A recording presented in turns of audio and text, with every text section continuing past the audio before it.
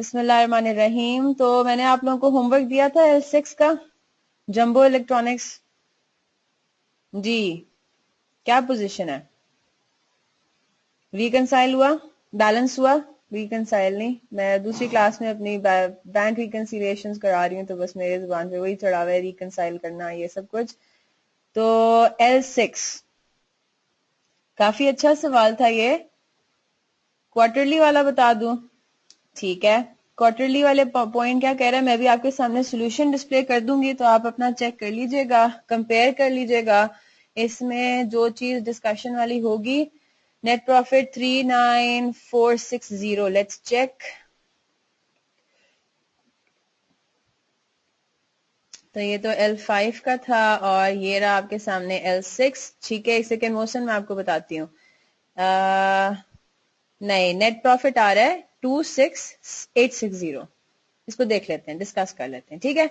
तो पहले हम आते हैं किस पे, क्वेश्चन पे। वो ये कह रहा है the rent for the premises is 40,000 a year payable quarterly in arrears, यानी कि हर 3 महीने के बाद हम पेमेंट करते हैं, 3 महीने की इकट्ठा, right. But the installment due on December 31st was not paid until January 15th in the next year. तो हो क्या रहा है, आपका 40,000 अ ईयर है पेमेंट, ठीक है। पेमेंट क्या है इसकी? 40,000 अ ईयर। तो अगर मैं ये देखूं कि जी हर महीने का कितना बनता है, तो it will be 40,000 divided by 12, यानी कि 33,333, ठीक है। और हम क्या कर रहे हैं, हम बेसिकली इस 40,000 को की पेमेंट कर रहे होते हैं 3-3 करके, यानी कि 3-3 महीने की इकट्ठा। तो एक क्वार्टर की टोटल पेमेंट कितनी बनती है? 10,000 बनती है, ठीक है। इसको अगर हम इस तरह से वर्किंग करें, तो वो ये कह रहा है कि जो पेमेंट ड्यू थी कौन सी डेट पे? 31 दिसंबर पे। 31 दिसंबर पे कौन से क्वार्टर का ड्यू था? क्वार्टर एंडेड December 31, यानी कि दिसंबर, नवंबर और अक्टूबर, इन तीनों महीने की आपको इकट्ठी पेमेंट करनी थी 10,000 रुपए की। 10,000 फॉर 3 मंथ्स टोटल, ठीक है। 3,333.33 बनता है हर एक महीने का, तो 3 महीने का मिला के बनता है 10,000। तो आपको 10,000 की पेमेंट करनी थी December 31 पे, आपने रेंट की पेमेंट नहीं की, तो December 31 पे आप क्या करोगे? आप अक्रूवल बुक करोगे, रेंट एक्सपेंस डेबिट करोगे और क्या क्रेडिट करोगे? रेंट अक्रूड, ठीक है। तो इसका क्या मतलब हुआ, ऊपर हमारे पास यहाँ पे इन्होंने जो यहाँ पे रेंट एंड रेट्स के अंदर जो अमाउंट चली गई होगी, वो गई होगी अक्टूबर से पहले तक की, ठीक है। You getting my point? जनवरी से लेके सितंबर तक की चार्जिंग इसमें हो चुकी, क्योंकि हमने उसकी पेमेंट भी टाइमली बेसिस पे कर दी थी। लेकिन अभी क्योंकि अक्टूबर, नवंबर और दिसंबर की पेमेंट आपने नहीं की थी, तो आपने एक्सपेंस को डेबिट और अक्रूड एक्सपेंस को क्रेडिट भी नहीं किया था। तो अब आपको क्या करना है, 10,000 से फर्दर रेंटल एक्सपेंस बुक करना है और साथ ही उसकी लाइबिलिटी भी बुक कर लेनी है, ठीक है जी। जुलेखा, ये है आपका L6 जंबो इलेक्ट्रॉनिक्स। इसको चेक कर लें, कहाँ पे इश्यू आ रहा है मुझे बता दें, फिर हम उसको डिस्कस कर लेंगे। ये इन्होंने 3 कॉलम में बताया हुआ है, मतलब बनाया हुआ है, आप इसको 2 ही कॉलम्स में रखें, ठीक है।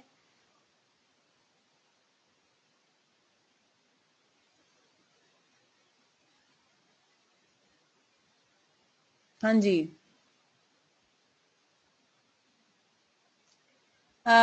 इस डॉक्यूमेंट का मैं, चले मैं जो जो आपको होमवर्क्स दे रही हूँ ना, वो मैं अपलोड कर दूंगी उनके सॉल्यूशंस, ठीक है। आई ट्राई इंशाल्लाह। मुझे थोड़ी परमिशन लेनी पड़ेगी बिफोर आई डू दैट। इंशाल्लाह I will take permission and then upload इंशाल्लाह, ठीक है। हाँ जी, उस्मान, जुलेखा। उस्मान, आपने किया L6?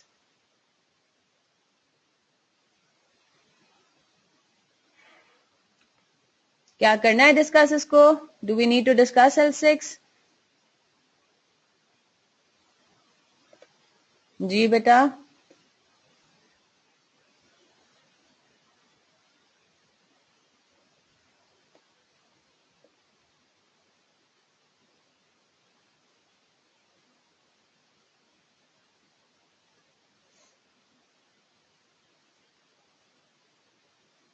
बैड डेट में किस पार्ट में 1400 आएगा? एक सेकेंड, आप किसकी बात कर रहे हो यहाँ पे? अच्छा मैं चेक कर लेती हूँ इसको। हमारे पास क्या सिचुएशन है, एक काम ये करते हैं, इसको एक दफा इस तरह से गो थ्रू भी कर लेते हैं, ठीक है? हो सकता है इसमें कुछ एरर हो सकता है, मैंने सोल्यूशन देखा नहीं, ठीक है? इसको चेक भी कर लेते हैं साथ साथ। आपके पास सेल्स है 2224 000 की। अच्छा उस्मान बच्चे, थोड़ा सा इश्यू आ रहा होगा, वो जो वाइमियो पे जिससे आपका वीडियो लिंक होता है उसमें असल में मेमोरी फुल हुई है।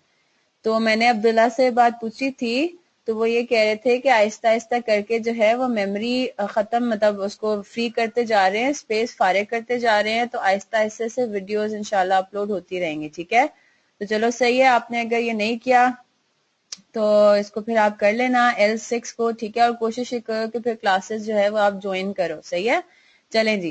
तो इधर हम देख रहे हैं कि जी हमारे पास सेल्स से रिलेटेड कोई एडजस्टमेंट तो नहीं है, तो सेल्स से रिलेटेड कोई एडजस्टमेंट नहीं आ रही थी, आपने एज इट इज सेल्स की फिगर को क्या लिख दिया 222400 फिर हम आते हैं क्वेश्चन पे वापस, तो हमें क्वेश्चन में सेल्स रिटर्न्स भी नजर आ रहा था। क्या है सेल्स रिटर्न्स? ये रिटर्न इनवर्ड्स, ठीक है? तो return inwards is another name for sales returns. आपने 7140 को माइनस किया और नेट सेल्स की फिगर लिख दी यहाँ पे, ठीक है? 2216860। फिर बारी आई कॉस्ट ऑफ गुड सोल्ड की। कॉस्ट ऑफ गुड सोल्ड के लिए सबसे पहले आपको चाहिए था ओपनिंग स्टॉक। ओपनिंग स्टॉक आपका ट्रायल बैलेंस में गिवन होता है 164000। कोई एडजस्टमेंट इसमें जरूरत नहीं थी, आपने यहाँ पे लिख दिया। तो एक एक करके हम चीजों को हाईलाइट भी करते रहते हैं। आई होप आप लोग इसी तरह से कर रहे हो, टिक कर रहे हो, चीजों को मार्क करते जा रहे हो कि ये चीज हमने पिक कर ली और इसकी हमने एडजस्टमेंट पास कर ली। परचेजेस की बारी आई। परचेजेस ट्रायल बैलेंस में 1593690। एडजस्टमेंट्स को साथ साथ चेक करते रहना है आप लोगों ने कि क्या एडजस्टमेंट में किसी चीज की एडजस्टमेंट तो नहीं पास करनी किसी आइटम की। तो परचेजेस से रिलेटेड कोई यहाँ पे पॉइंट नहीं है, तो हमने कहा 1593690 को गलती आपकी, चलें ठीक है, 1593690 को हमने यहाँ पे परचेजेस में रिकॉर्ड कर लिया। कर लेते हैं डिस्कस फिर भी। फिर आपने देखा तो यहाँ पे आपको कैरेज इनवर्ड्स, पहले आपने क्वेश्चन अच्छे से रीड करना है, ठीक है? और आपने आइडेंटिफाई किया कि यहाँ पे कैरेज इनवर्ड्स भी गिवन है 6310 का। ये आपको पता है कॉस्ट ऑफ गुड्स सोल्ड का पार्ट बनता है, आपने इसको यहाँ पे कर लिया ऐड। फिर आपने देखा कि क्या, ओके चलें ठीक है, दैट्स गुड जुलेखा, अल्हम्दुलिल्लाह आपने पिक कर लिया। फिर आपने देखा कि कोई परचेज रिटर्न्स तो नहीं है, तो returns outwards is another name for purchase returns. तो ये 6000 की फिगर ये भी आपने पिक कर ली और ये 7140 भी आपने पिक कर लिया कि ये आपके पास आ गए परचेज रिटर्न्स और सेल्स रिटर्न्स। 6000 का आपने परचेज रिटर्न्स दिखाया और आपके पास, इसको आप इग्नोर करें, ठीक है? बिल्कुल नॉर्मल तरीके से करें। ये पैक के क्वेश्चन बैंक में डिफरेंट तरीके से थोड़ा फॉर्मेट हुआ हुआ है यहीं पे। अब ड्राइंग्स यहाँ पे कोई भी नहीं थी, यहाँ पे लिखने की जरूरत भी नहीं है। You getting my point? बिल्कुल इसी तरह से फ्लो में इसको लेके चले। 1593690 इसको आप ले जाएं जी इस वाले कॉलम में, सेकंड कॉलम में इस सब चीजों को ले आए। 164000 प्लस 1593690 प्लस 6310 माइनस 6000 और minus closing stock. Closing stock आपको कहां पे गिवन होता है? हमेशा ट्रायल बैलेंस के बाहर। तो यहाँ पे जो बात कर रहा है गुड्स अनसोल्ड, इसका मतलब हुआ क्लोजिंग इन्वेंट्री, वो इन्वेंट्री जो कि आप अभी तक बेच नहीं सके। तो उसकी कॉस्ट कितनी थी? 201600, ठीक है? ये आपने यहां से माइनस किया, कॉस्ट ऑफ गुड्स सोल्ड आपके पास ये आ गया, आपने नेट सेल्स में से इस अमाउंट को माइनस किया और ग्रॉस प्रॉफिट आ गया। फिर आपने ट्रायल बैलेंस में चेक किया, ट्रायल बैलेंस में चेक किया कि आपके पास कोई अदर इनकम तो नहीं है। तो जब आपने इस चीज को देखा तो आपको यहाँ पे नजर आ रहा है कि आपके पास एक यहाँ पे क्या उसका शॉर्टकट क्या है, आप फौरन से क्रेडिट कॉलम में स्किम करें। क्रेडिट कॉलम में नॉर्मली आइटम्स कम ही होते हैं, ठीक है? तो आप जल्दी से क्रेडिट कॉलम को स्किम कर लें, आपको फौरन से हर आइटम को देखने की जरूरत नहीं पड़ेगी। आपने क्रेडिट कॉलम में देखा पहला आ रहा है capital, sales, trade payables, discount received, और ये आपको पता लग गया कि डिस्काउंट रिसीव्ड आपकी अदर इनकम है। कोई एडजस्टमेंट इसकी नीचे नहीं थी, अगर होती तो आप इसको एडजस्ट करते। 37,600 आपने as it is other income में ले गए। फिर बारी आई ऑपरेटिंग एक्सपेंसेस की, तो अब ऑपरेटिंग एक्सपेंसेस सबके मैच कर रहे हैं। इसमें अगर किसी का कोई डिफरेंस आ रहा है तो हम फिर इसको डिस्कस कर लेते हैं। मोहसिन देख लिया आपने रेंट एंड रेट्स में क्या हो रहा है? रेंट एंड रेट्स में ऑलरेडी ट्रायल बैलेंस के अंदर क्या फिगर आ रही है? 56,080। और हम ये कह रहे हैं कि हमने सिर्फ आखिरी क्वार्टर की अक्रूवल एंट्री पास नहीं की, यानी कि डबल एंट्रीज की कोई पास नहीं की थी, एक्सपेंस डेबिट और अक्रूड रेंट क्रेडिट, तो हमने क्या बुक कर लिया? ओके। हाँ, गलती ऐसी होती है कि बैलेंस हो जाता है बच्चे। उसका रीजन पता है क्या है? क्योंकि आपने देखो यहाँ पे फिगर निकाली, यहाँ पे फिगर डाली आपने गलत फिगर, उसकी वजह से आपका नेट प्रॉफिट गलत आया। लेकिन यही नेट प्रॉफिट फिर जा रहा है ना बैलेंस शीट में, तो अल्टीमेटली बैलेंस तो आपका हो जाएगा लेकिन गलत अमाउंट पे। ठीक है, बिल्कुल ये बात है। जरूरी नहीं है कि अगर आपका अमाउंट बैलेंस कर रहा है, बैलेंस शीट बैलेंस कर रही है, तो आपका आंसर ठीक होगा, हो सकता है गलत अमाउंट पे बैलेंस कर रहा। ठीक है जी, तो यहाँ पे आप ये चेक कर लें। बिल्कुल ठीक, आप बिल्कुल ले सकते हो। देखो मोहसिन, अब लास्ट 2 अटेम्प्ट्स में जो इतने मुश्किल सवाल आ रहे हैं ना फाइनल अकाउंट्स के, तो मैं सारे बच्चों को यही कहती हूँ कि आप लोगों ने अपने पैनिक को कंट्रोल में रखना है।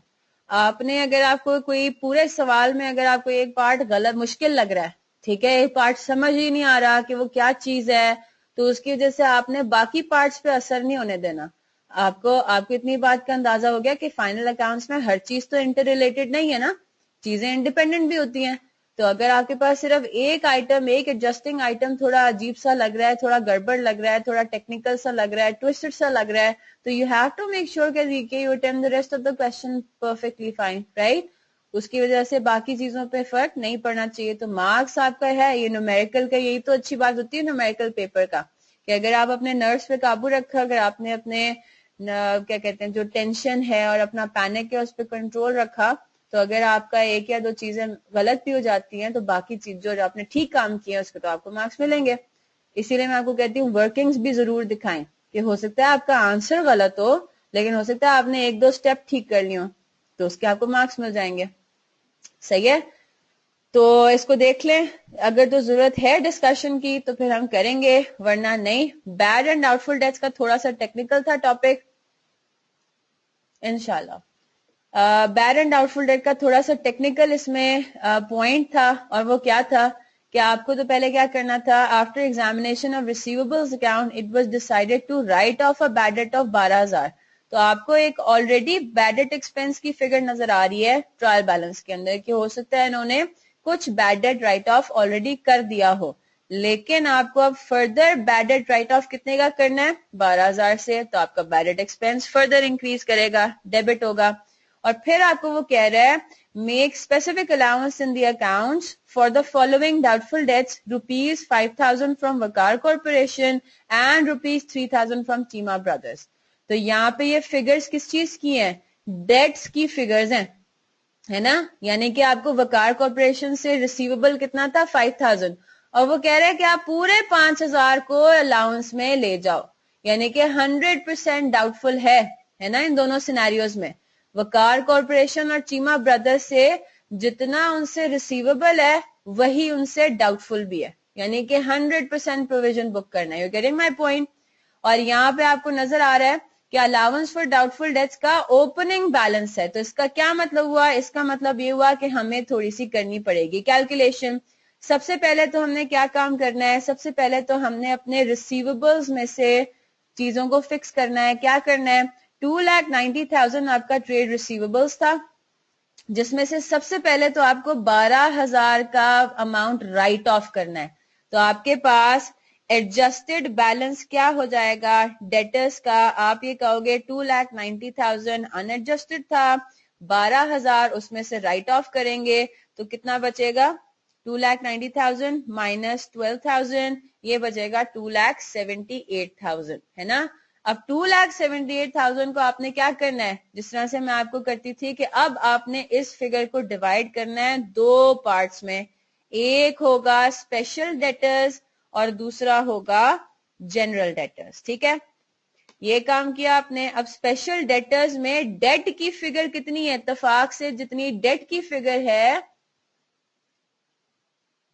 सॉरी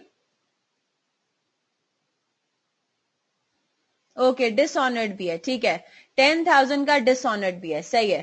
तो आपने क्या किया, 2,90,000 माइनस 12,000 और क्या करेंगे, ऐड बैक करेंगे, है ना। 10,000 को हमने ऐड बैक भी किया, हमने वापस से रिसीवेबल बुक किया, डबल एंट्री क्या बनी, बैंक क्रेडिट और रिसीवेबल डेबिट। तो एडजस्टेड बैलेंस कितना हो गया, 2,78,000 प्लस 10,000 यानी कि 2,88,000। Very good Zulekha. फिर आपने इस 2,88,000 को बेसिकली दो पार्ट्स में डिवाइड कर देना है, स्पेशल डेटर्स में। अब डेट की फिगर आपने अलग करनी है, राइट। जब आप इधर आते हैं तो आपके पास स्पेशल डेटर्स में कौन कौन है, वकार कॉरपोरेशन और चीमा ब्रदर्स, राइट।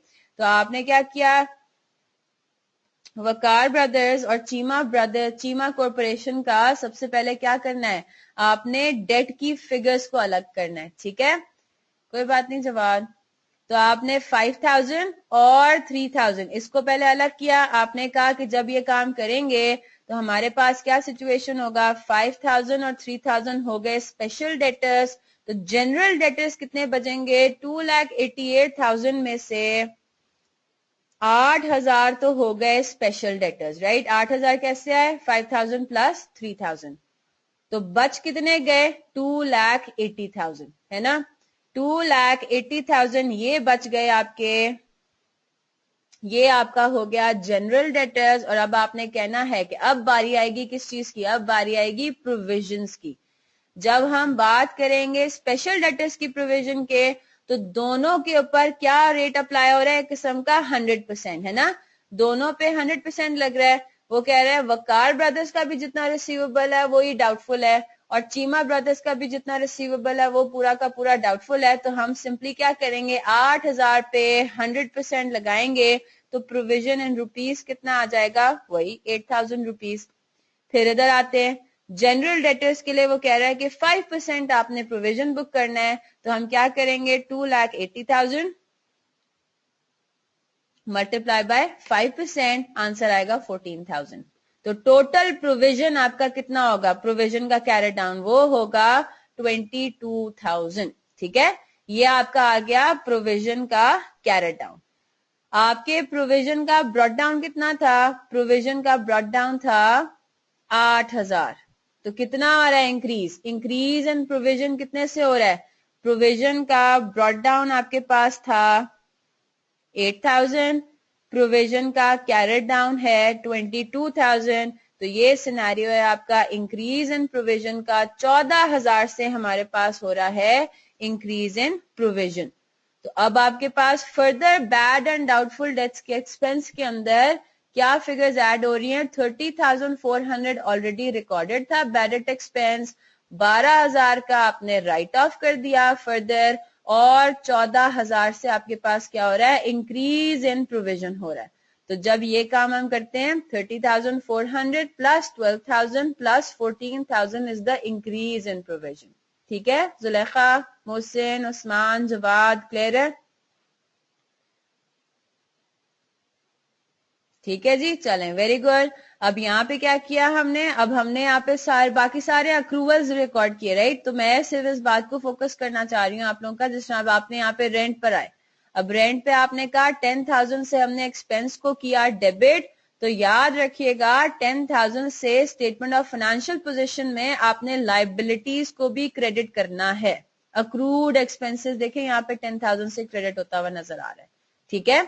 तो जो भी आप अक्रूवल या प्री पेमेंट की एडजस्टिंग एंट्री पास करेंगे, उसका एक इफेक्ट पड़ेगा स्टेटमेंट ऑफ कॉम्प्रिहेंसिव इनकम पे, और दूसरा इफेक्ट पड़ेगा कहां पे, स्टेटमेंट ऑफ फाइनेंशियल पोजीशन के ऊपर, ठीक है।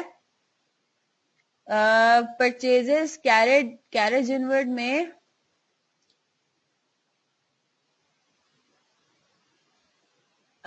मुझे समझ नहीं आ रहा आपका Zulekha question, I don't understand. नहीं, उसके बाद, ओके, परचेज और कैरेज इनवर्ट को ऐड करने के बाद, ओके, नहीं नहीं नहीं, यू डोंट नीड टू, जरूरी नहीं है, वो होता गुड्स अवेलेबल फॉर सेल या, लेकिन आप फ्लो में चल सकते हो। आप opening stock plus purchases plus carriage inwards minus purchase returns minus closing stock. You don't need to label, अलग से कैलकुलेशंस करने की और उसको लेबल करने की जरूरत नहीं है। फ्लो में चलें, दिस इज नॉट अ जरूरी पार्ट ऑफ द फॉर्मेट, ठीक है। वरना होता है, मतलब उसको आप इस तरह से भी कर सकते हो कि opening stock plus purchases minus purchase returns plus carriage inwards, इससे जो आंसर आएगा उसको अवेलेबल फॉर सेल ही कहते हैं। लेकिन टाइम क्यों वेस्ट करें जब जरूरी नहीं है, ठीक है।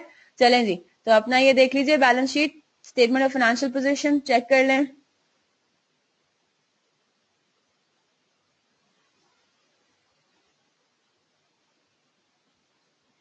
और फिर हम आते हैं मेन क्वेश्चन के ऊपर जो मुझे आज कराना है आप लोग को, ठीक है। कर लेंगे फिर ये कंप्लीट, इसको कर लीजिएगा। अगर तो इश्यू है, अरे बैलेंस है लेकिन करेक्ट अमाउंट पे बैलेंस है ना, 676460 पे ही बैलेंस है। मोहसिन चलें, गुड हो गया मोहसिन आपका। और जवाद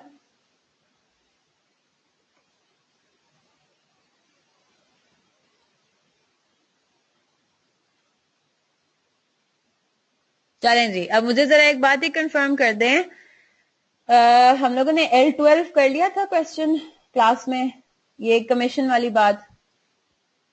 चलें ठीक है, करेक्ट कर तो दिया ना, अल्हम्दुलिल्लाह, that's good. Haris and company, did we attempt L12? L12 हमने देखा हुआ या नहीं? मैंने आपको आइडिया दे दिया था। चलें ठीक है, तो अब हम इसको फुल फ्लेजेड इसको सॉल्व करते हैं, ठीक है। अब इसके अंदर L12 पर आ जाए, मैंने आपको फॉर्मूला लिखवा दिया ना मेरे ख्याल से, commission after commission on the basis of net profit after charging commission, है ना, या बोनस। चलें जी, तो आपके सामने L12 खुला हुआ है। The following is the trial balance of Haris and company as on 31 December 2014, ठीक है।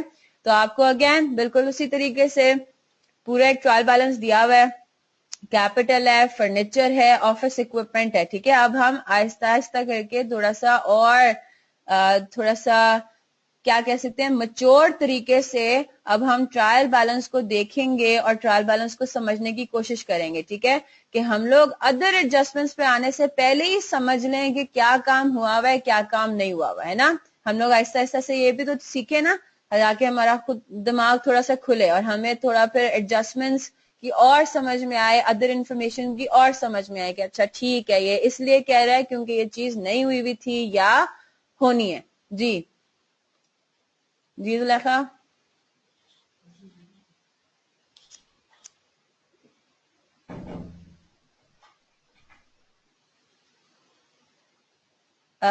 इसमें कुछ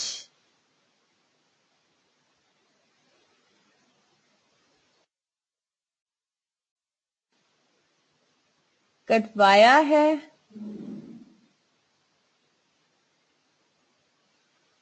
करवाया है या कटवाया है, आई डेंट अंडरस्टैंड, मुझे समझ में नहीं आ रहा। मुझे मैसेज कर दो, ठीक है, ग्रुप पे मैसेज कर दो जो भी आपका क्वेश्चन है, वो एग्जामिनर गाइडलाइन को उस पर डिस्कस कर लेते हैं, ठीक है। आ जाए इधर ट्रायल बैलेंस पे आ जाए, पहले क्वेश्चन देख लेते हैं। जो एग्जामिनर गाइडलाइन है उसमें जो भी चीजें हैं वो मैं आपको करा दूंगी, सिर्फ एक पार्टनरशिप के अंदर उसने क्लैरिफिकेशन दी हुई है रिवैल्यूएशन की, तो वो तो पार्टनरशिप तो वैसे भी हमें करना है, ठीक है। सिर्फ एक एडिशनल चीज हमारी रह गई है और वो है क्या चीज थी, एक्सचेंज ऑफ एसेट्स, ठीक है। तो वो इंशाल्लाह मैं आपको कल जब फाइनल अकाउंट्स का हमारा फाइनल क्लास होगी तो मैं उसके बाद इंशाल्लाह आप लोगों को वो करवा दूंगी, या संडे को मैं आप लोगों की क्लास जो रखूंगी उसमें मैं, क्योंकि वो एक्सचेंज ऑफ एसेट्स में एक क्लास से ज्यादा लगना भी नहीं है, मुश्किल से आधा घंटे का वो कॉन्सेप्ट है।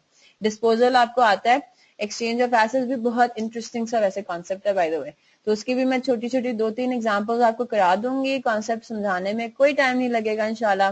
तो हमारे पास अल्हम्दुलिल्लाह वे on a very good track now माशाल्लाह। सिर्फ हमारा मेजर जो टॉपिक एक रहता है वो पार्टनरशिप्स का ही रहता है। अकाउंटिंग इक्वेशन भी मैं आज तो खैर नहीं, फिर कल इंशाल्लाह फिर हम अकाउंटिंग इक्वेशन को भी स्टार्ट कर लेंगे और वो भी over the period of next 2-3 lectures वो भी हमारा कवर हो जाएगा, बिल्कुल इसी तरह से जैसे हमने अकाउंटिंग कॉन्सेप्ट को किया था, ठीक है। चलें जी इधर आ जाए।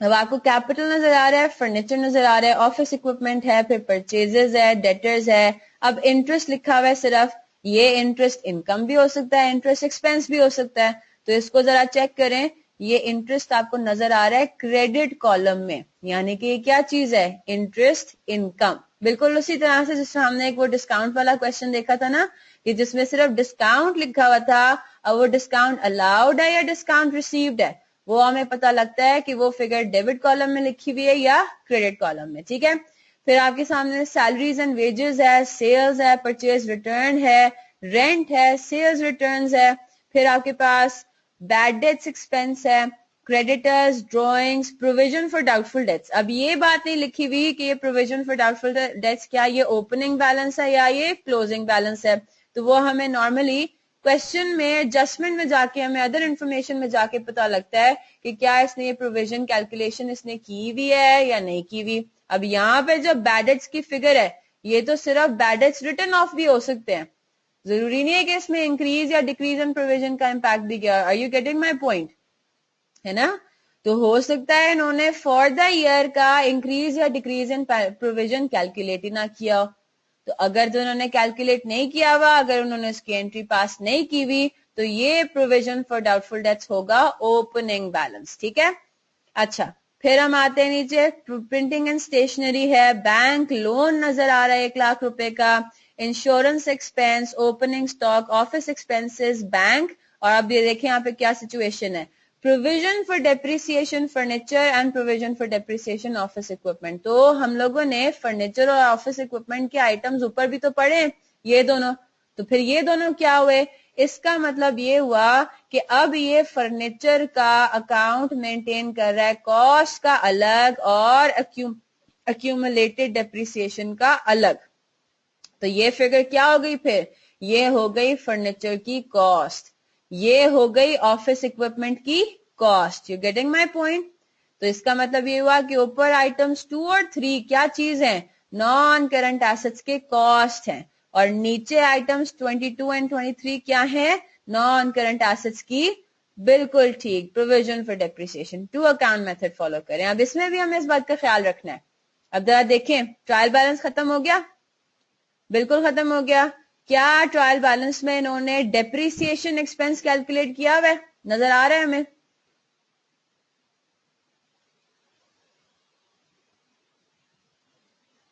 नहीं नजर आ रहा ना? डेप्रिसिएशन एक्सपेंस नाम का कोई आइटम है? नहीं है ना? तो इसका मतलब ये हुआ कि इन्होंने इस साल की डेप्रिसिएशन की कैलकुलेशन नहीं की, इन्होंने डेप्रिसिएशन की एडजस्टमेंट पास नहीं की। तो ये जो प्रोविजन फॉर डेप्रिसिएशन का बैलेंस है, ये है आपका ब्रॉट डाउन। ये दोनों आपके क्या हैं, ब्रॉट डाउन हैं। वेरी गुड, अल्हम्दुलिल्लाह। तो ये बात कंफर्म हो गई अब, है ना?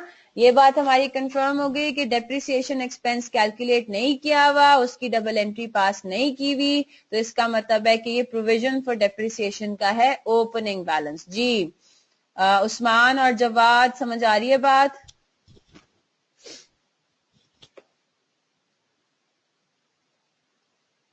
ठीक है, नीचे आते हैं। फिर हमें ये बताया जा रहा है, following further information was obtained, closing inventory was ₹1,20,000, printing and stationery includes proprietor's personal usages. Proprietor से क्या मुराद, owner. Personal usages for which he is to be charged with ₹4,000। तो इसका क्या मतलब हुआ, प्रिंटिंग एंड स्टेशनरी बिजनेस के expense में 16,000 के अंदर 4,000 का पर्सनल एक्सपेंस भी शामिल है। ठीक है, तो हमें क्या करना है, होना तो नहीं चाहिए ना, यहाँ पे तो ये बिजनेस का एक्सपेंस होना चाहिए प्योरली। तो जब ये बिजनेस का एक्सपेंस होना चाहिए, हाँ लेकिन मोहसिन अब देखो, यहाँ पे अगर आपको बैडेड, बिल्कुल ठीक है, अगर बैडेड एक्सपेंस बिल्कुल भी नहीं होता ट्रायल बैलेंस में, ठीक है, और आपको प्रोविजन फॉर डाउटफुल डेट्स नजर आ रहा होता, तो फिर वो होता ओपनिंग।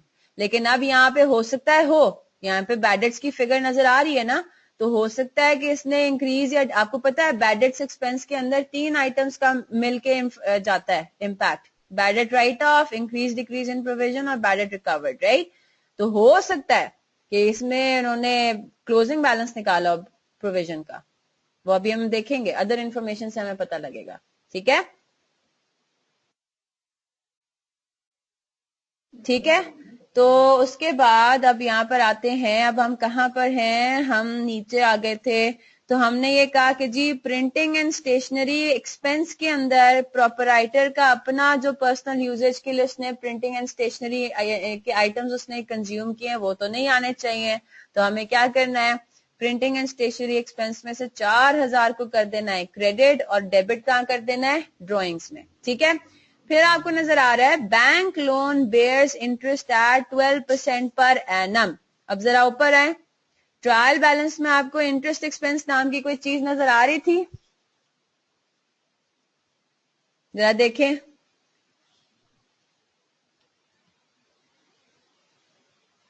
ट्रायल बैलेंस में इंटरेस्ट एक्सपेंस नाम की कोई चीज आ रही है? ये जो इंटरेस्ट है वो तो इनकम है। नहीं उस्मान, कहाँ है इंटरेस्ट एक्सपेंस? तो कहीं पे भी नहीं है। ये वाला इंटरेस्ट तो इनकम है, ये तो हमने देख लिया। इंटरेस्ट एक्सपेंस थोड़ी है। बैंक लोन आपने लिया है तो आप तो इंटरेस्ट एक्सपेंस आपके लिए आया होगा ना क्रिएट। अगर आप बैंक लोन लेते हो तो इंटरेस्ट इनकम थोड़ी अर्न करते हो, उल्टा आपको एक्सपेंस पे करना पड़ता है, राइट। तो अब इसका क्या मतलब है, इसका मतलब ये हुआ कि इसने जो हमें अदर इंफॉर्मेशन में ये बात बोली हुई है इंटरेस्ट इनकम, ओके ओके ठीक है। तो इसका मतलब ये है कि हमने इंटरेस्ट एक्सपेंस सिरे से कैलकुलेट ही नहीं किया, उसकी भी कोई डबल एंट्री पास हुई ही नहीं, यानी कि उसका अक्रूवल हमने बुक ही नहीं किया। तो क्या सिचुएशन है, इंटरेस्ट पे होता है एट द रेट ऑफ 12%। पीए का क्या मतलब है, पर एनम, पूरे एक साल के बाद, राइट।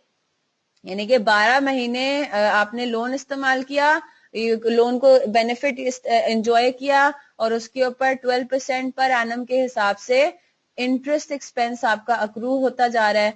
अब यहाँ पे क्या सिचुएशन है कि आपने लोन लिया कब है, 1 अक्टूबर 2014 को, और आपका ईयर एंड कब है, ईयर एंड आपका हो गया है 31 दिसंबर 2014 को। तो लोन लिए हुए कितने महीने हुए आपको, अक्टूबर नवंबर दिसंबर, 3 मंथ्स।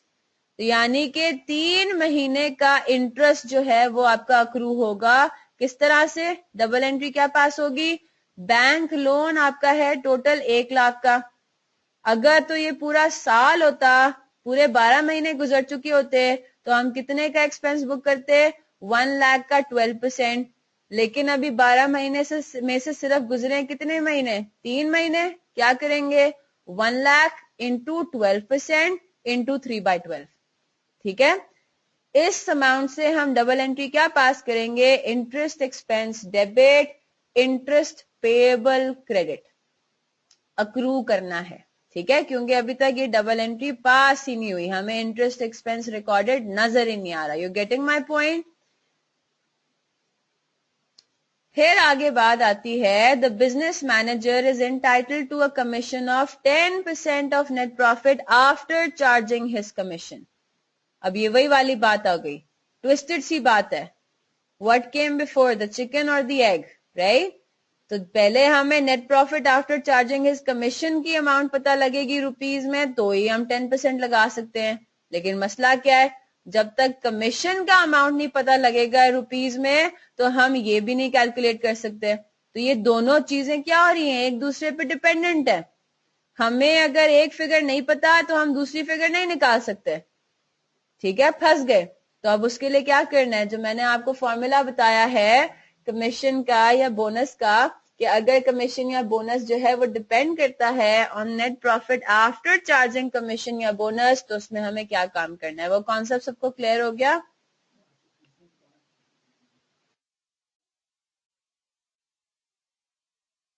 हाँ जी, वो कॉन्सेप्ट क्लियर हो गया है ना। तो अब एक काम ये करना है, आपने इस बात को नोट कर लेना है, जहां भी इस तरह का कोई सिनेरियो हो जहां पे टर्म इस्तेमाल हो रहा हो आफ्टर चार्जिंग हिज कमीशन। देखें, एक सिनेरियो ये भी हो सकता है, the business manager is entitled to a commission of 10% of net profit before charging his commission. उसमें तो कोई टेंशन नहीं है ना, उसमें कोई टेंशन नहीं है। क्यों नहीं है, वो जब करेंगे इसको सॉल्व तो मैं आपको इसको समझा दूंगी, क्लैरिफाई कर दूंगी। मेजर मसला इसी वजह से आ रहा है क्योंकि इसमें इसने टर्म क्या यूज की है, आफ्टर का टर्म यूज किया हुआ है, ठीक है। तो अब इधर आ जाते हैं। अब करना क्या है, आपने इतनी बात अपने पास नोट कर लें कि जब ऐसा कोई सिनेरियो होगा तो कमीशन एक्सपेंस का काम होगा सबसे आखिर में। पहले आपने पूरा अपना बाकी एसओसीआई कंप्लीट कर लेना है, ठीक है। आपने पहले सारे इनकम्स और बाकी सारे एक्सपेंसेस को रिकॉर्ड कर लेना है। कमीशन का काम होगा सबसे आखिर के अंदर, आखिर में। फिर आपको नजर आ रहा है debtors include ₹10,000 due from mister Ali and company, creditors include ₹18,000 due to the same party. क्या लग रहा है ये?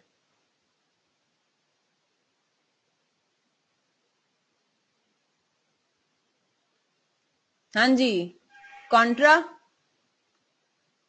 है ना। क्या होता था कॉन्ट्रा? जब एक ही पार्टी से रिसीवेबल भी हो और पेएबल भी हो।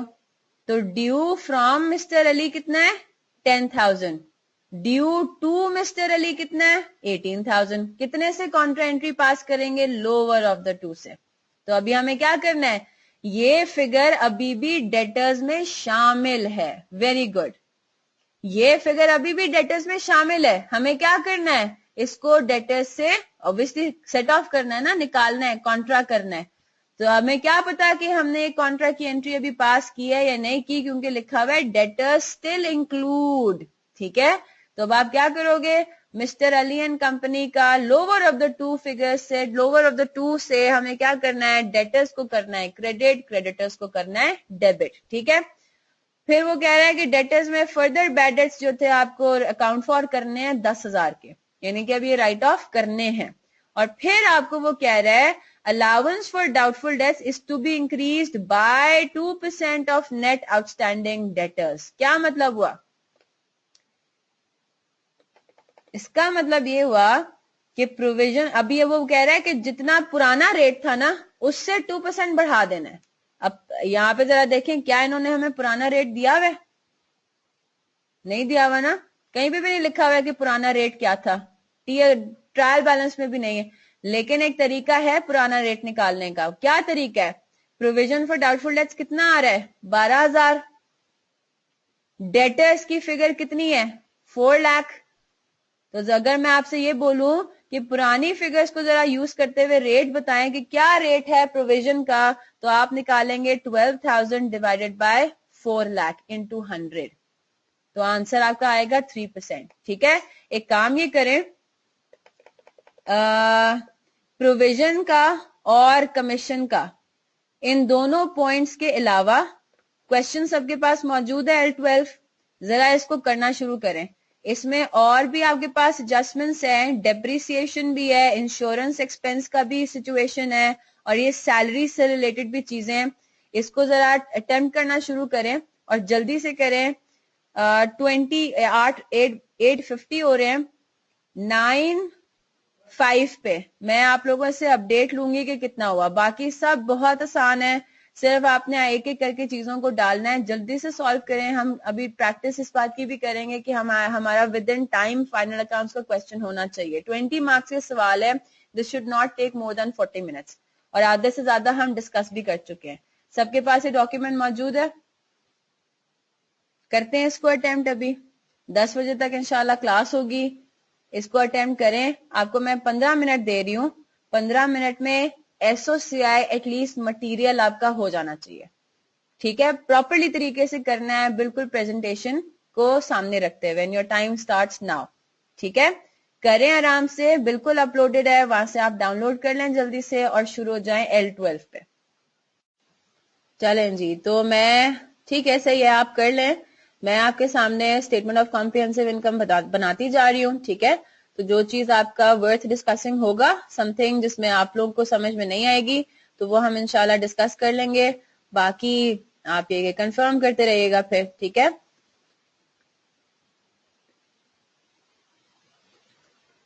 For the year ended 31 December 2014, ठीक है जी। तो फिर हमने 2 कॉलम्स अपने रखने हैं रुपीस के, और हम यूज करेंगे उनको, ये रुपीस इन थाउजेंड्स तो नहीं है, फुल अमाउंट है रुपीस की, ठीक है। चलें जी, तो यहाँ पे मैंने रुपीज लिखा और यहाँ पे मैंने रुपीज लिखा और इसको अब हम कर रहे हैं सॉल्व। सबसे पहला आइटम आपका सेल्स का है, सेल्स में कोई एडजस्टमेंट की जरूरत नहीं थी, तो 642000 एज इट इज आपने यहाँ पे लिख दिया। फिर क्वेश्चन के अंदर आपके पास सेल्स रिटर्न्स भी मौजूद था, तो आपने सेल्स रिटर्न्स को सेल्स के नीचे लेस होते हुए दिखाना है। सेल्स रिटर्न्स आपके पास है 20,000, ठीक है। तो नेट सेल्स आपके पास कितनी आती हैं? 622,000। सही है जी। फिर बारी आती है किसकी? Less cost of sales. Cost of sales के अंदर कुछ यूं होगा, आपके पास ट्रायल बैलेंस में गिवन है ओपनिंग स्टॉक, और वो ओपनिंग स्टॉक कितना है? आइटम नंबर 19 है, 1 लाख रुपीज। इसमें भी कोई एडजस्टमेंट की जरूरत नहीं थी, ठीक है जी। फिर हम आते हैं नीचे, फिर इसके बाद आइटम होगा परचेजेस का। परचेजेस में भी कोई एडजस्टमेंट नहीं थी, अदर इंफॉर्मेशन में कोई उसमें एडजस्टमेंट रिक्वायर्ड नहीं थी। परचेजेस कितना है आपके पास? Purchases is item number 4, 3 lakh rupees, ठीक है। तो मेरे पास, मैं बुक में से इसको देख के सॉल्व करती जा रही हूँ, आप लोगों के पास सॉफ्ट में है और आप लोगों ने इसको कर भी लिया हुआ है, तो आप लोग चेक कर लें इसको। फिर हमने चेक किया कि क्या हमारे पास कैरेज इनवर्ड्स है कोई, तो कैरेज इनवर्ड्स नाम की हमारे पास कोई चीज नहीं थी, लेकिन हमारे पास यहाँ पे परचेज रिटर्न जरूर है 10,000 का। तो अब हमने परचेज रिटर्न को भी यहाँ पे शो कर दिया लेस करते हुए। परचेज रिटर्न्स यहाँ पे हमने दिखा दिया -10,000, ठीक है। ये करने के बाद हमने कहा कि और कोई चीज नहीं रहती, आपके पास बारी आ गई क्लोजिंग इन्वेंट्री की 1,20,000, ठीक है। क्लोजिंग स्टॉक या क्लोजिंग इन्वेंट्री, स्टॉक ही यूज कर लेते हैं। ये करने के बाद आपके पास क्या आ जाएगा? कॉस्ट ऑफ गुड सोल्ड की फिगर आ जाएगी। आपने क्या करना है? उसका सम करना है और उसको दूसरे कॉलम में माइनस कर देना है, ठीक है। जब आप ये माइनस करेंगे तो आपके पास आ जाएगा ग्रॉस प्रॉफिट 352,000। यहां तक सबका सेम है? बिल्कुल ठीक है सबका? मोहसिन, जुलेखा, जवाद, चलें जी, गुड हो गया। यहां तक था भी आसान, बिल्कुल सिंपल सिंपल सा था। फिर बारी आती है किसकी? अब आपने चेक किया कि क्या आपके पास कोई अदर इनकम तो नहीं था। मैंने आपको क्या बोला हुआ है? जल्दी से क्रेडिट कॉलम चेक कर लें, तो इसमें आपको एक इंटरेस्ट इनकम का अदर इनकम नजर आ रहा है 8,000 का। आपने क्या कर देना है? ऐड अदर इनकम, और यहाँ पे आप लिख दें जी इंटरेस्ट इनकम, और आपने 8,000 को यहाँ पे ऐड कर दिया।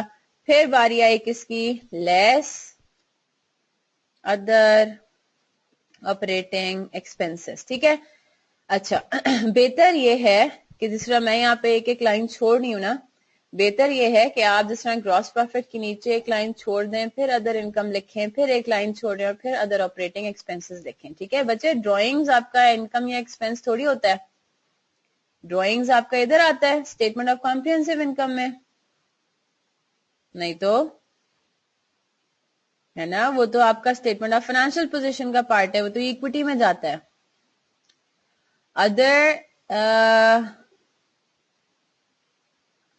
ऑपरेटिंग को नहीं बच्चे, Mohsin drawings cost of sales में कहाँ आएगा? अगर तो वो होती इन्वेंट्री की ड्राइंग्स तो हम उसको परचेजेस में से माइनस करते। जुलेखा नहीं, ऐसा नहीं करते। इंट्रो में सिर्फ आप सारे के सारे अदर एक्सपेंसेस को अदर ऑपरेटिंग में एक्सपेंसेस में लेके जाते हो, ठीक है। वो आप FAR 1 में करोगे, एडमिनिस्ट्रेटिव को अलग, डिस्ट्रीब्यूशन को अलग, और फाइनेंस कॉस्ट वगैरह को अलग। मोहसिन यहाँ पे क्या इन्वेंट्री की ड्राइंग हो रही थी?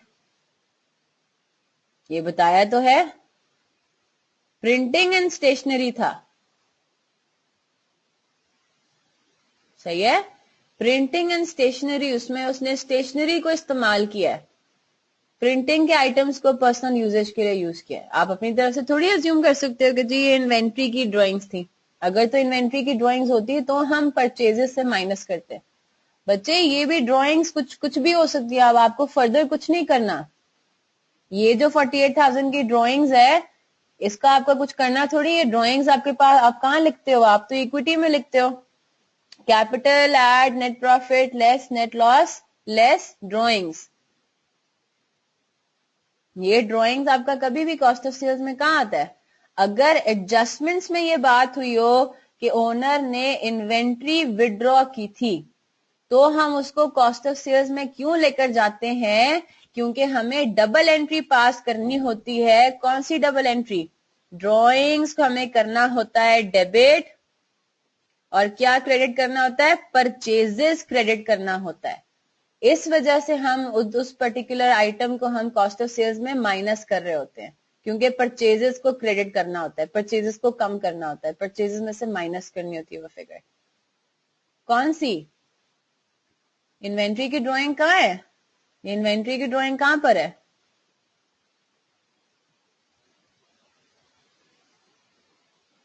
ये तो प्रिंटिंग एंड स्टेशनरी से रिलेटेड है, इन्वेंट्री थोड़ी है वो। बच्चे इसमें आपको कहां बताया हुआ है कि ये इन्वेंट्री की ड्राइंग्स है? आपको पता है ड्राइंग्स तो किसी जनरल अकाउंट है ये। अब हमें क्या पता है कि उसने ड्राइंग किसकी की थी? और ये सारे, ये अगर ड्राइंग्स आपके पास ट्रायल बैलेंस में यहाँ पे आया हुआ है, तो इसका मतलब है कि इसका जो होना था वो हो गया। परचेजेस में से अगर इसकी फिगर निकलनी थी, डबल एंट्री पास होनी थी, ड्राइंग्स डेबिट परचेजेस क्रेडिट, तो वो हो चुका। आपको दोबारा थोड़ी करना है, ठीक है? और हमें क्या पता है इसने क्या ड्यूरिंग द ईयर क्या विड्रॉ किया? हो सकता है कैश विड्रॉ किया, हो सकता है नॉन करंट एसेट विड्रॉ किया, तो डबल एंट्री पास होगी, ड्रॉइंग्स डेबिट और नॉन करंट एसेट्स क्रेडिट। तो ये काम तो हो चुका ऑलरेडी, आपको कुछ नहीं करना दोबारा। अगर अदर इंफॉर्मेशन में इन्वेंट्री की विड्रॉइंग के बारे में बोल रहा होता है कि इसकी डबल एंट्री पास नहीं हुई थी, तो फिर हम उसको रिकॉर्ड करते हैं, ठीक है? सही है। अब आते हैं नीचे, अदर ऑपरेटिंग एक्सपेंसेस में आते हैं। तो अब उसमें मैंने आपको क्या तरीका बताया हुआ है, उसमें आपने क्या करना है, ट्रायल बैलेंस के शुरू से स्टार्ट करें। अब कॉस्ट ऑफ सेल्स तो एक स्पेशल चीज होगी ना, उसमें अब आपको आइटम्स को पिक करना पड़ा था, आपको चेक करना पड़ा था। ओपनिंग स्टॉक आपने यहाँ से उठाया, परचेजेस ऊपर से उठाया, क्लोजिंग स्टॉक बाहर से उठाया। लेकिन अब जब आप अदर ऑपरेटिंग एक्सपेंसेस में आते हो, तो आप कहते हो कि अब बस ट्रायल बैलेंस को हम शुरू से स्टार्ट करते हैं और हम देखते जाएंगे, जैसे जैसे हमारे पास एक्सपेंस का आइटम आता रहेगा हम उसको लिखते जाएंगे। तो आप स्टार्ट किया आपने capital, furniture, office equipment, purchases, पहला एक्सपेंस ये आप रिकॉर्ड कर चुके हो कॉस्ट ऑफ सेल्स में। फिर डेटर्स, इंटरेस्ट, पहला आपके पास अदर ऑपरेटिंग एक्सपेंस आ गया सैलरीज एंड वेजेस, और ये है 1 लाख रुपीस का। सैलरीज एंड वेजेस से रिलेटेड एडजस्टमेंट क्या हो रही है? Salaries for the month of December 2014 amounting to 6,000 were unpaid which must be provided for. तो इसका क्या मतलब हुआ कि 6,000 से रिलेटेड हमें डबल एंट्रीज अभी पास ये करनी है। कौन सी? सैलरीज एक्सपेंस को डेबिट करना है 6,000 से, और अक्रूड सैलरीज को क्रेडिट करना है 6,000 से। नहीं किया हुआ था, तो हमने क्या किया, हमने यहाँ पे सैलरीज की टाइटल डाला। हमने ये कहा कि एज पर ट्रायल बैलेंस उसकी फिगर कितनी थी? 1 लाख रुपए। और फिर जब हम ये एडजस्टिंग एंट्री पास करेंगे, सैलरीज एक्सपेंस को फर्दर डेबिट करेंगे 6,000 से, यानी कि ये हो गया ऐड करना, ठीक है? फिर हम आते हैं वापस से, however salaries include ₹4,000 paid in advance. तो अब प्रीपेड सैलरीज, अब इसका मतलब ये हुआ कि 1 लाख की जो फिगर हमें ट्रायल बैलेंस में गिवन है, उसमें 4,000 इज प्रीपेड सैलरीज, वो इस साल का एक्सपेंस नहीं है। उससे रिलेटेड अब हम ये डबल एंट्री पास करेंगे, प्रीपेड सैलरी डेबिट 4,000, और क्या क्रेडिट? Salaries expense credit 4,000। तो अब हम एक्सपेंस वाला पोर्शन कर रहे हैं, हमने ये वाली एंट्री पास करनी है और ये वाली एंट्री रिकॉर्ड करनी है। ये वाला पोर्शन आएगा जब हम बात करेंगे स्टेटमेंट ऑफ फाइनेंशियल पोजीशन की। तो हमने पहले सैलरीज को डेबिट किया 6,000 से, और फिर सैलरीज को 4,000 से क्रेडिट कर रहे हैं, यानी कि हमने -4,000 करना है। यहां तक क्लियर है बात?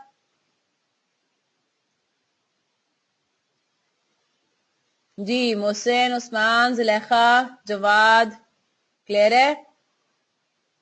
तो आपके पास सैलरीज का एक्सपेंस कितना बन जाएगा 102,000। ये एडजस्टेड फिगर है सैलरीज की। अब आप आए वापस, आपने कहा ठीक है सैलरीज एक्सपेंस हमारा हो गया, और देखते हैं सेल्स है आप ले जा चुके हो, परचेज रिटर्न हो गया, रेंट आ गया। अब रेंट को आपने चेक किया, इससे रिलेटेड कोई एडजस्टमेंट है?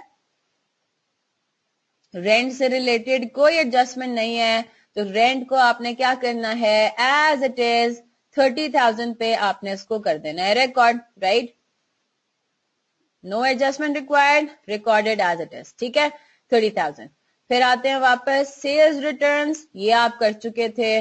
बैड डेट्स आ गया, बैड डेट से रिलेटेड आपने कहा चलो अब इकट्ठा इसको खत्म करते हैं, तो पहले आपने यहाँ पे लिख दिया बैड डेट्स। ओरिजिनल फिगर कितनी है इसकी एज पर ट्रायल बैलेंस 14,000, ठीक है। अब आप देखते हैं कि और क्या काम करना है इसमें। अब नीचे आते हैं तो हम देखते रहते हैं बैड डेट्स की वो कहां बात कर रहा है। फर्दर बैड डेट्स आपने बुक करने हैं कितने 10,000 के, ठीक है। तो इसका मतलब ये हुआ बैड डेट्स एक्सपेंस फर्दर आपने करना है डेबिट 10,000 से। अब यहाँ पे आपको थोड़ी सी वर्किंग करनी जरूरी हो जाएगी, क्यों? क्योंकि आपको ट्रेड रिसीवेबल्स का आपको प्रोविजन का काम करना है ना, तो आप यहाँ पे कर लें वर्किंग 1, ठीक है। और इसमें क्या करें कि ट्रेड रिसीवेबल्स का आप अकाउंट बना लें प्रॉपर, ठीक है, ये डेटर्स का।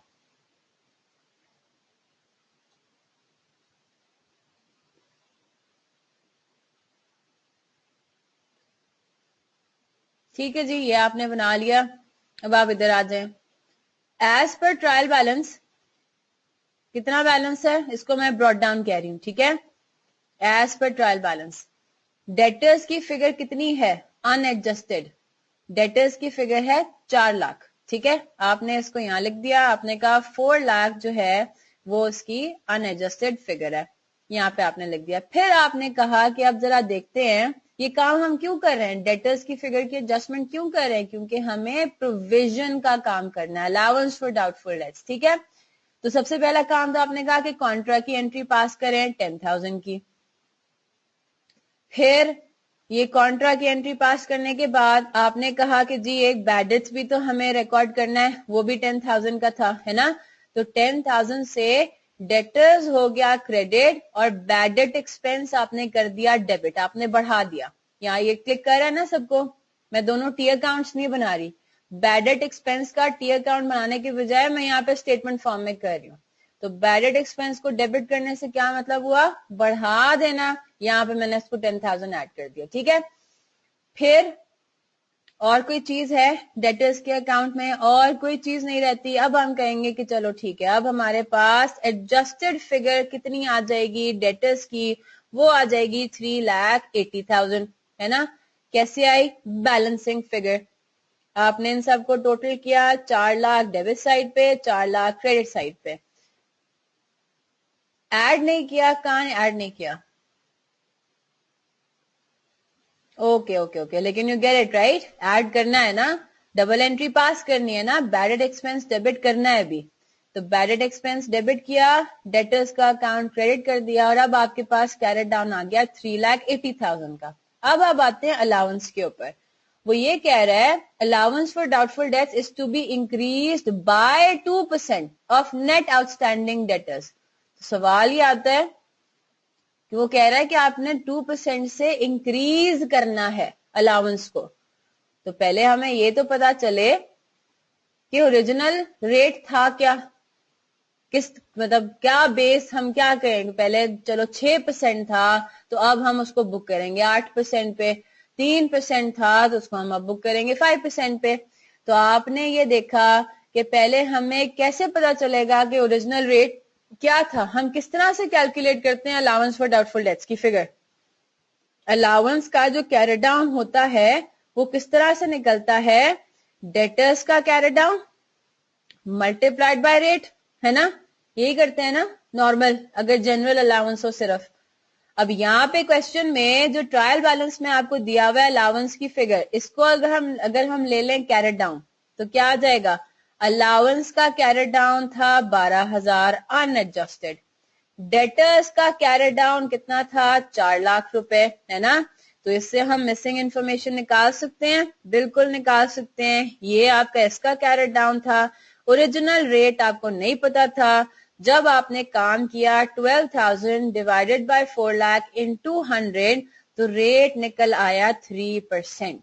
तो अब आपको पता चला, अच्छा इसका मतलब ये हुआ कि आपका रिवाइज्ड रेट क्या होगा, 3% को वो कह रहा है आप इंक्रीज कर दो कितने से, 2% से, यानी कि अब आपने क्या रेट यूज करना है, 5%। 5% ऑफ व्हाट, 5% ऑफ 3,80,000। तो अब आपने क्या किया, अब आप आए इधर, आपने कहा अलाउंस फॉर डाउटफुल डेट्स का जरा अकाउंट बना लेते हैं, ठीक है। Unadjusted balance as per trial balance कितना है, यानी कि पुराना बैलेंस प्रोविजन का कितना था, 12,000। इसको आप बना लें ब्रॉट डाउन, ठीक है। अब आप ये कहें कि ठीक है, अब रिवाइज्ड टर्म्स के हिसाब से कैरेट डाउन कितना आना चाहिए, 3,80,000 is now the new figure for receivables, 5% is the new rate। तो अब आपके पास कैरेट डाउन कितना आता है, 3,80,000 का 5% यानी कि 19,000। तो अब यहाँ पे क्या सिचुएशन हो रहा है, आपके पास अलाउंस इंक्रीज हो रहा है कितने से, 7,000 से। 7,000 किस तरह से आया, बैलेंसिंग फिगर।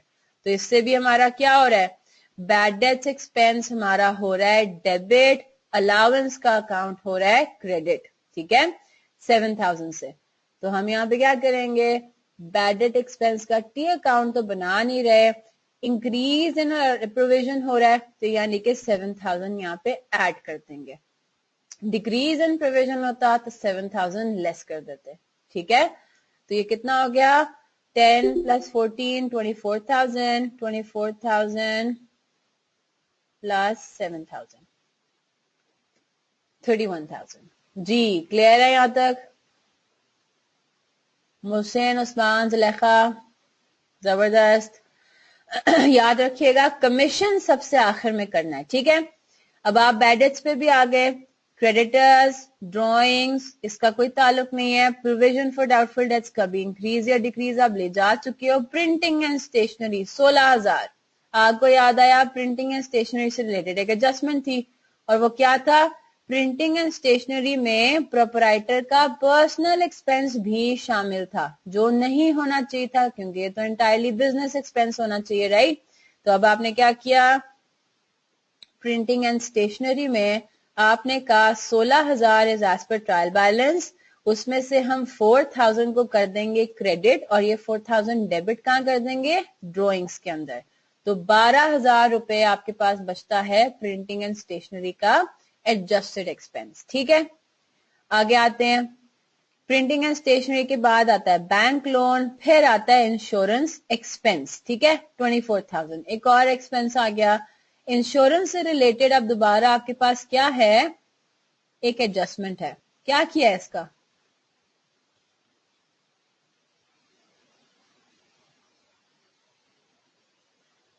जी जुलेखा, मोहसिन, जरा बताएं क्या किया है इसका, उस्मान।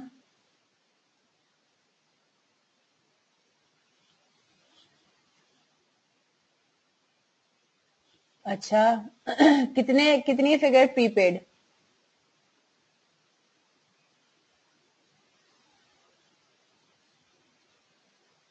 3,000, जल्दी से निकालें। मोहसिन प्रीपेड की फिगर 3,000 है, 1,000, वेरी गुड।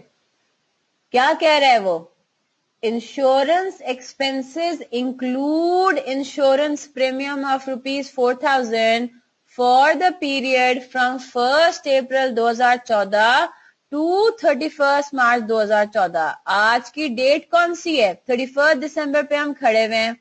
हमें ये पता है कि टोटल आपने 4,000 की पेमेंट की थी, जिसमें से आज की डेट पे, क्लोजिंग की डेट पे सिर्फ 3 महीने का प्रीपेड है ना। तो वेरी गुड, इसका मतलब ये हुआ कि हमें सिर्फ 1,000 की फिगर एक्सपेंस से निकाल के प्रीपेड में डालनी है, वेरी गुड, ठीक है। तो 24,000 आपके पास ओरिजिनल बैलेंस था इंश्योरेंस एक्सपेंस का, 24,000 एज पर ट्रायल बैलेंस था, उसमें से आपने कहा 1,000 इज द प्रीपेड की अमाउंट, हमने एक्सपेंस को कर देना है credit, insurance expense credit, prepaid insurance debit, ठीक है। तो 23,000 आपने भी 1,000 निकाला था, लेकिन 24,000 से इंक्रीज है नहीं तो 24,000 का कह रहा है कि इंश्योरेंस एक्सपेंस बुक हुआ था। और अब मैं आपको ये बता रही हूं कि 24,000 में से 1,000 की अमाउंट ऐसी थी जो कि एक्सपेंस नहीं था, वो प्रीपेड इंश्योरेंस था। वो अभी तक उसके अगेंस्ट हमने उसका बेनिफिट एंजॉय नहीं किया था क्योंकि टाइम ही नहीं गुजरा हुआ था, ठीक है। अब यानी कि हमने बहुत सारी इंश्योरेंस प्रीमियम्स पे किए हैं, मतलब बहुत मुख्तलिफ किस्म के हमने इंश्योरेंस प्रीमियम्स पे किए हैं, जिसमें से सिर्फ एक टाइप ऑफ इंश्योरेंस प्रीमियम पे प्रीपेड आ रहा था, ठीक है। तो 24,000 तो पूरे साल का आपने जितने भी इंश्योरेंस प्रीमियम्स एनुअली इंश्योरेंस करते हैं, बिल्कुल करते हैं। अब देखो इसमें टोटल अमाउंट कितनी है, 24,000 है इंश्योरेंस की, जिसमें से कह रहा है कि सिर्फ 4,000 का जो प्रीमियम था ना, उसमें 1,000 की अमाउंट एनुअल इंश्योरेंस कितना है बच्चे, उससे हमारा कोई कंसर्न नहीं है। टोटल में से कितने एनुअल इंश्योरेंस है, वो 23,000 आंसर आता है उसका। वो ये कह रहा है, अब जिस तरह मैं आपको ये कहूंगी जी मैंने बहुत सारी इंश्योरेंसेस ली हुई है, मैंने फायर इंश्योरेंस भी लिया हुआ है, मैंने फिडेलिटी भी लिया हुआ है, मैंने इंश्योरेंस इन ट्रांजिट तो खैर नहीं, मैंने इसके अलावा थेफ्ट के अगेंस्ट भी इंश्योरेंस कराई हुई है, राइट, मैंने बहुत सारी किस्मों की इंश्योरेंसेस ली हुई हैं। अब उसमें से वो कह रहा है कि अब उसका टोटल एक्सपेंस कितना बन रहा था, कि आपने कितना बुक किया हुआ था, 24,000, आपने जितने भी प्रीमियम्स पे किए थे आपने सबके सबको एक्सपेंस आउट कर दिया था। मैं आपको ये कह रही हूं कि एक प्रीमियम उनमें से ऐसा था 4,000 रुपए का, जिसमें से थोड़ा सा पोर्शन अभी भी प्रीपेड है, बस सिर्फ आपने इसके ऊपर फोकस करना है। बाकी 20,000 या बाकी इंश्योरेंसेस का क्या सिचुएशन है वो नहीं गिवन, आपने कहना है वो सब ठीक हुआ, ठीक है। हाँ बिल्कुल सही है उस्मान, बिल्कुल सिर्फ 4,000 में इश्यू है, 24,000 टोटल था, 24,000 के सिर्फ 4,000 में इश्यू है। और 4,000 में से भी कितनी कैलकुलेशन की, 4,000 में से भी आपने कहा कि 3,000 रिकॉर्डेड है, ठीक, 1,000 को निकाल देना है बस, ठीक है।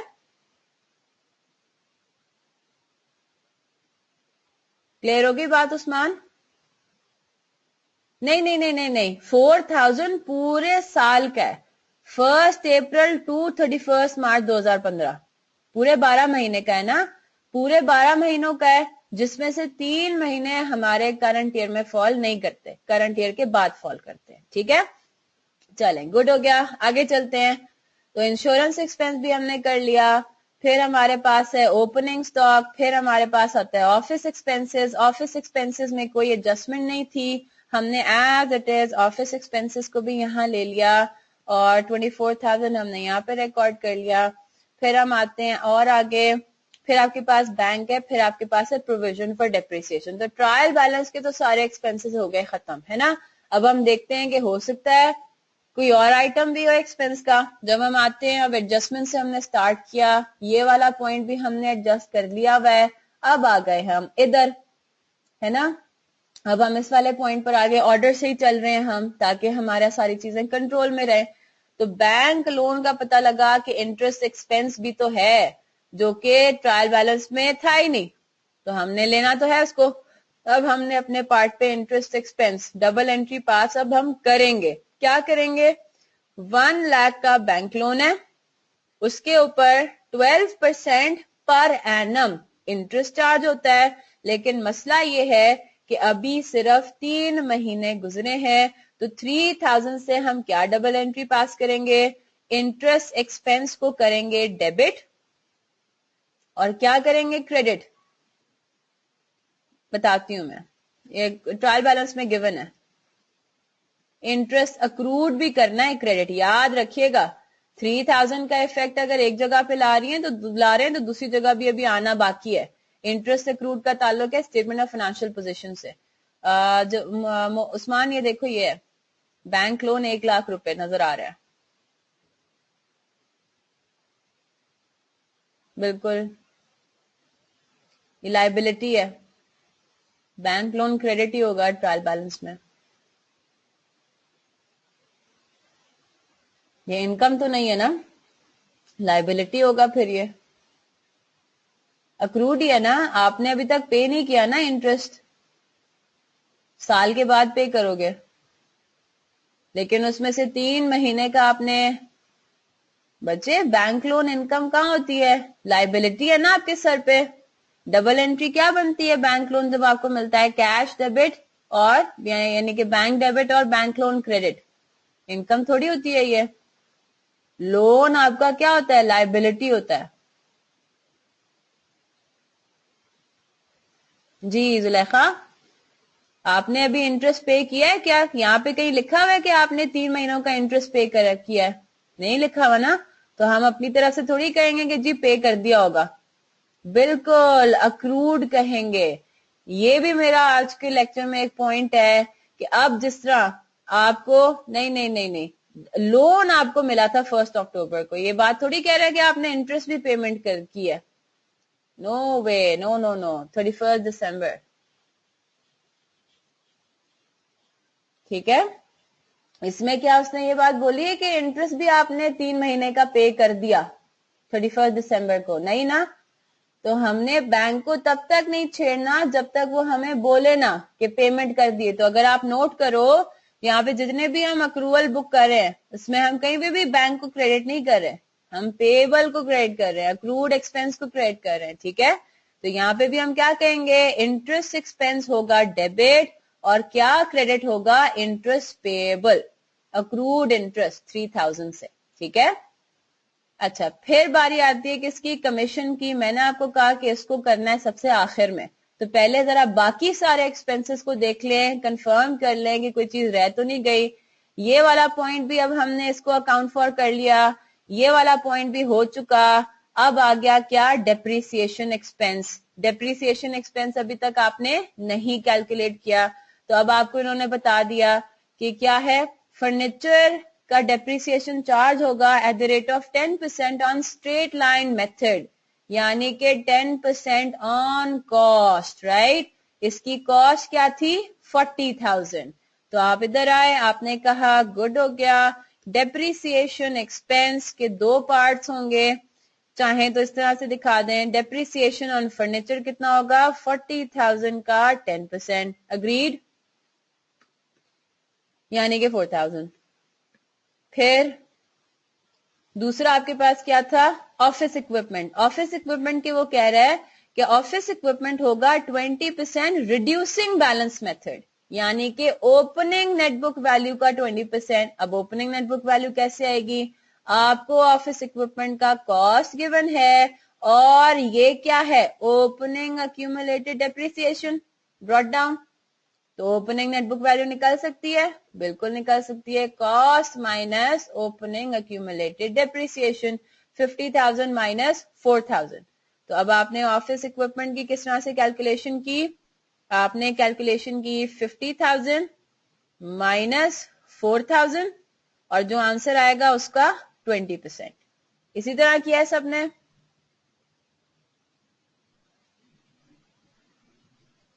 जी 9,200, 46,000 का 20%। नहीं किया आपने, समझ आ गई बात किस तरह से करना है।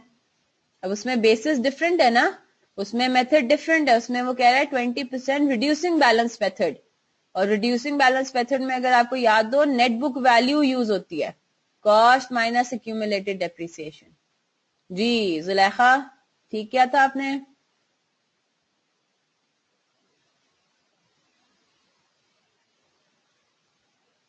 चले जी, गुड, आगे चलते हैं। आपने अब डेप्रिसिएशन भी कर लिया, ठीक है।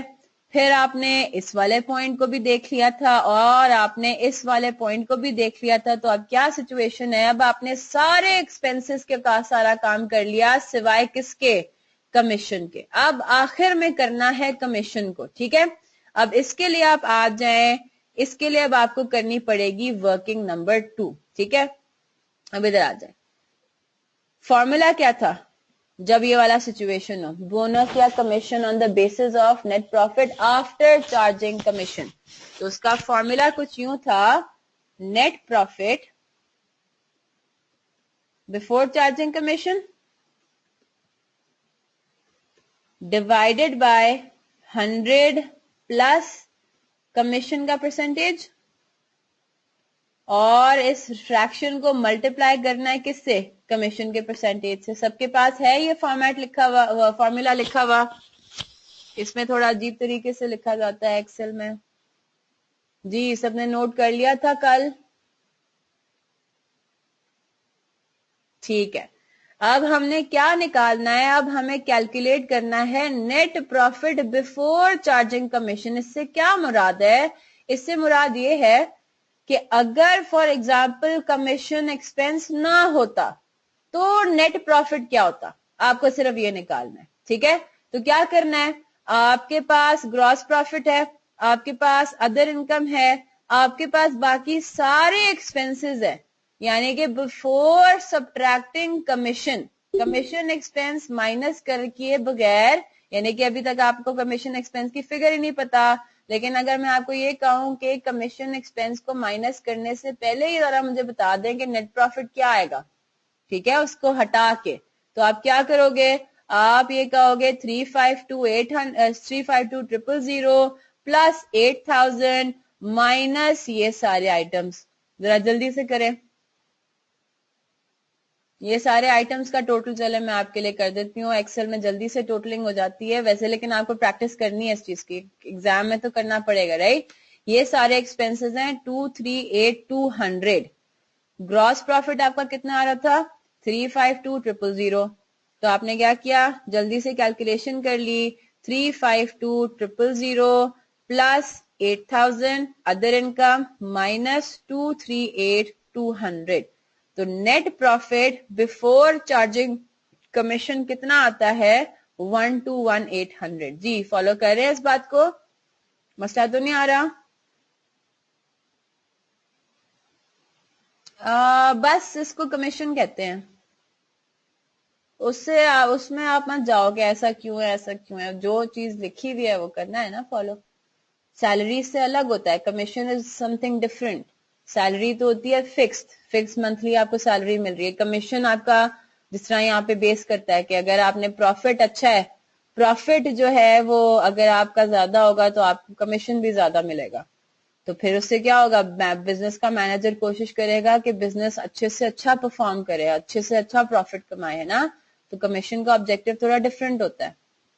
सैलरी तो उसको पता है कि 50,000 रुपए महीना उसको मिलेगी तो मिलेगी, उसको कोई मोटिवेशन नहीं है, प्रॉफिट भले कम हो भले ज्यादा हो, उसको 50,000 रुपए मिलने ही मिलने हैं। लेकिन अगर उसने मेहनत ज्यादा की तो उसको पता है उसको कमीशन ज्यादा मिलेगा। तो कमीशन और सैलरी में थोड़ा सा डिफरेंस आता है, ठीक है। यहां तक क्लियर है।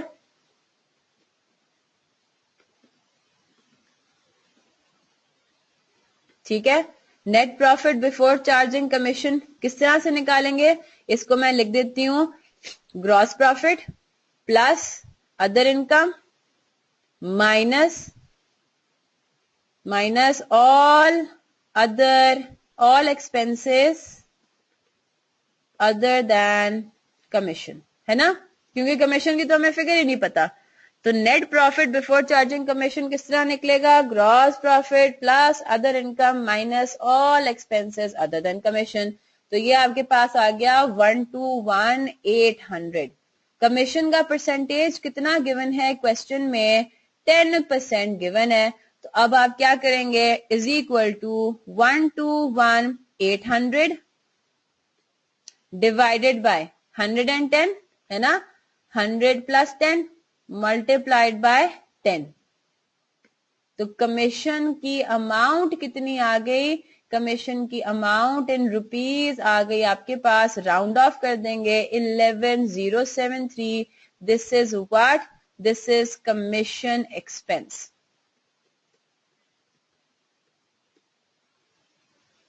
ठीक है, तो 11073 ये अब आपके पास आ गया कमीशन एक्सपेंस। आप ऊपर गए, आपने अपने एसओसीआई में ये कमीशन एक्सपेंस लिख दिया। ठीक है, अब हो गया सारा कंप्लीट, सारे आपके पास आइटम्स आ गए। अब जरा इधर देखें, इस 11073 की क्या डबल एंट्री बनी? कमीशन एक्सपेंस इधर डेबिट हुआ बच्चे। 11073 12180 कहां से आया? इधर देख लें, कमीशन एक्सपेंस तो आपने किया डेबिट है ना 11073, क्या क्रेडिट करेंगे? Commission payable. इसमें भी क्या होगा देखो, अक्रूड हो रहा है। क्या हमने यहाँ पे लिखा कि हमने बिजनेस मैनेजर को कमीशन पे भी कर दिया? नहीं ना, हमने सिर्फ ये बात बोली the business manager is entitled to a commission, यानी कि हमने इतनी बात आइडेंटिफाई कर ली कि हमें इसको इतने पैसे देने हैं, इसका इसके ऊपर हक इस्टेब्लिश हो गया। लेकिन जब तक हमें ये बात ना बोली जाए कि पेमेंट भी कर दी, तब तक हम बैंक के अकाउंट को नहीं छेड़ेंगे, कैश अकाउंट को नहीं छेड़ेंगे। हमने क्या क्रिएट करना है, हर सिनेरियो में फिर हम अक्रूवल क्रिएट कर रहे हैं। जहां पे हमें ऐसी कोई बात पता लग रही है कि ट्रायल बैलेंस से अलग इंफॉर्मेशन में वो कह रहा है कि जी ये वाला एक्सपेंस भी बुक करना है, तो फिर हम लोग कहते हैं कि हमने उसको अक्रूवल बुक करना है। 121,800 121,800 था नेट प्रॉफिट बिफोर चार्जिंग एक कमीशन। तो फिर हमने उसको इस फॉर्मूले में डाला और हमारे पास कमीशन एक्सपेंस आ गया। ये है पूरा सिनेरियो। एक सेकेंड, मैं इसको इस तरह से डिस्प्ले कर देती हूँ। ठीक है, आपने ये किया, आपने इस फॉर्मूले के अंदर 121,800 को डाला इस वाले फॉर्मूले में। Net profit before charging commission divided by 100 plus commission की परसेंटेज जो कि 10 थी, मल्टीप्लाइड बाय कमीशन की परसेंटेज। तो आपके पास कमीशन एक्सपेंस इन रुपीज कितना आया? कमीशन एक्सपेंस इन रुपीज आया 11073। ठीक है, इसको सॉल्व करने के बाद। सही है मोहसिन? ठीक है, चलें जी। तो इसका भी आपने दूसरे साइड पे लायबिलिटी बुक करनी है, पेबल बुक करना है। अब क्या करेंगे, सारे एक्सपेंसेस आपके पास खत्म हो गए। अब आप इसको बड़े आसानी से क्या कर देंगे, सारे एक्सपेंसेस को टोटल करेंगे, सम करेंगे और आखिरी कॉलम में क्या कर देंगे, माइनस करके लिख देंगे। ठीक है, 249,273 आपके पास टोटल एक्सपेंसेस आएंगे। अब क्या करना है, gross profit plus other income minus other expenses, right. ये काम करेंगे तो हमारे पास आंसर आ जाएगा नेट प्रॉफिट 110,727। ये आपका अल्टीमेटली आ गया नेट प्रॉफिट। हाँ जी, क्लियर है बात? अब इसका स्टेटमेंट ऑफ फाइनेंशियल पोजीशन बनाना है या बना लेंगे?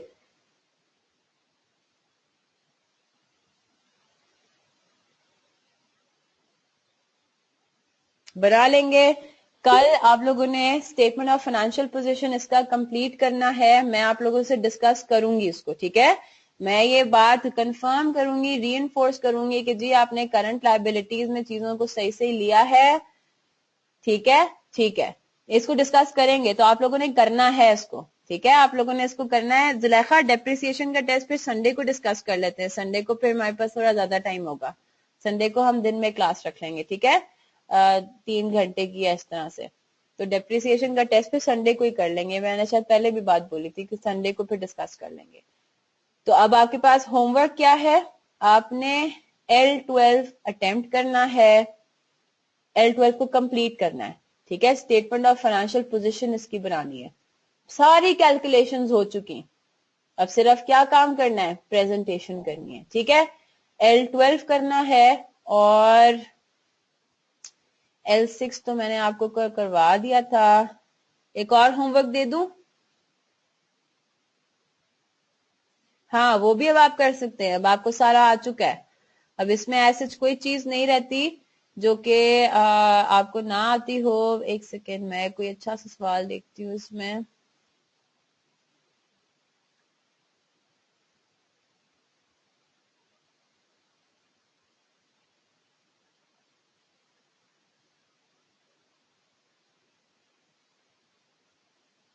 L11 देखें,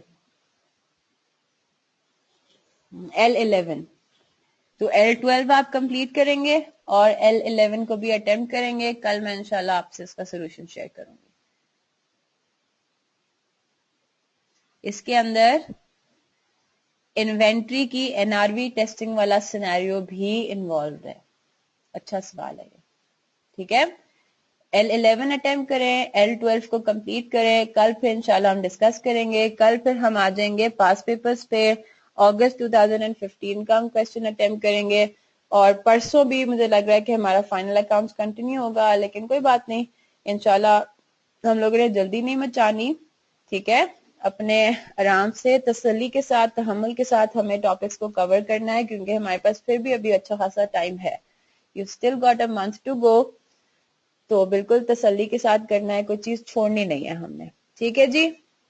जवाद, मोहसिन, जुलेखा, क्लियर है। तो L12 कंप्लीट करें, L11 को अटेम्प्ट करें और फिर कल मिलते हैं इंशाल्लाह। कोई सवाल है तो जल्दी से पूछ लें और अगर नहीं है तो फिर इजाजत दें।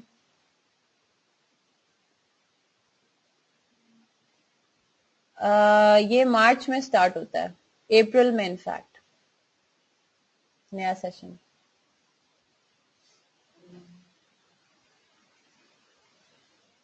ठीक है, चलें जी, इंशाल्लाह फिर कल मिलते हैं। Have a very nice day tomorrow, ठीक है। शब खैर।